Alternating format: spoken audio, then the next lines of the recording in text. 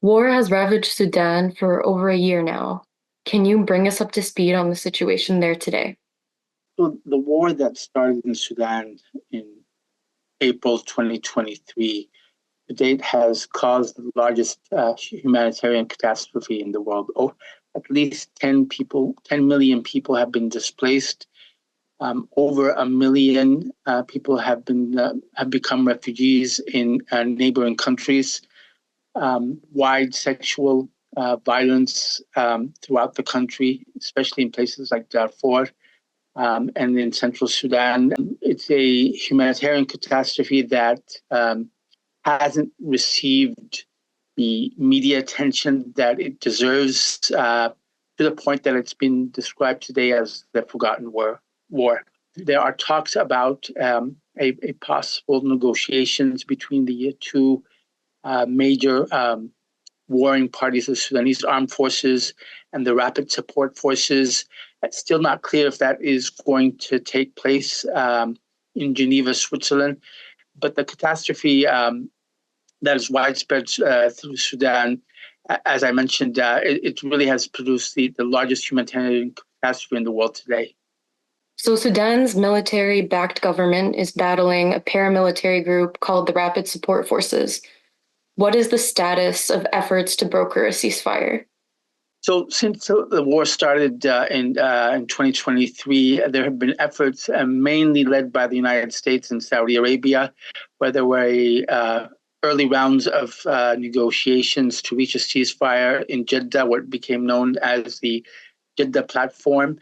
Those talks haven't materialized in a ceasefire. The Sudanese Armed Forces accuses the Rapid Support Forces of not meeting its commitments, of withdrawing from certain areas, leaving the occupied homes. We know that Rapid Support Forces soldiers have occupied the homes of hundreds of thousands of Sudanese in certain areas. The Rapid Support Forces on the other side accuses the army of using Air Force bombing areas in certain areas, particularly in Darfur, that include residential areas.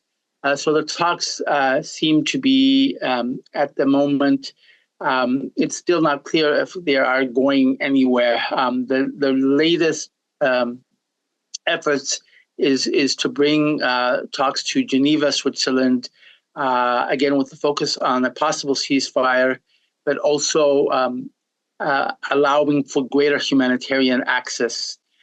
Neighboring countries, regional countries have become more involved. Egypt, the United Arab Emirates, Bahrain, and then of course there's the African Union and IGAD, the Intergovernmental Authority on Development, which is a Horn of Africa body, regional body. But again, it's still not clear if these efforts are going to lead to anything soon. As you mentioned, the civil war in Sudan has been called an invisible or forgotten war by some due to the lack of attention it's receiving. Why should the world be paying more attention, not just from a humanitarian, but a geopolitical perspective? So Sudan's location, I think, and the possibility of the unraveling of the Sudanese state, the absolute disintegration of the Sudanese state should concern many. Sudan has a coast on the Red Sea. We've already seen what instability in the Red Sea can do for world trade. Sudan is in a region, is at the junction of many regions, the Middle East, the African Sahel, the Horn of Africa.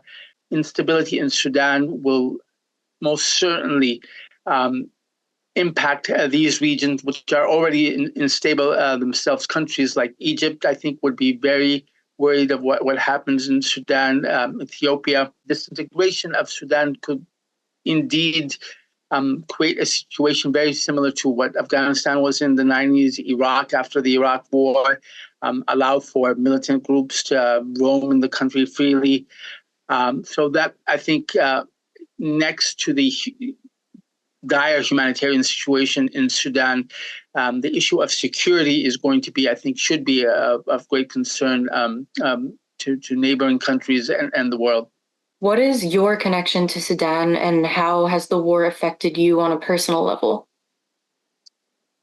So I'm Sudanese American. I have familiar connections to Sudan. I happened to be in Sudan for a year before the war started, working on an investigation. When the war started, I was like thousands of Sudanese stuck in their homes, trying to figure out a way. I was in a building with 32 people in one of the heaviest areas of fighting in downtown Khartoum. It took us 10 days to be able to leave the building and then leave, fortunately, to Egypt. But of course, I have family in Sudan. We have been following with what is happening with different family members. People have been displaced to different parts of Sudan and into the region.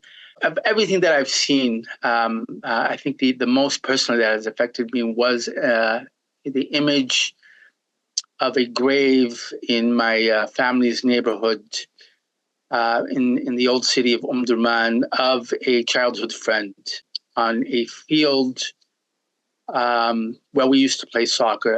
It was too dangerous for his relatives to take him to the cemetery, so he was buried in the very neighborhood on the grounds where we used to play soccer.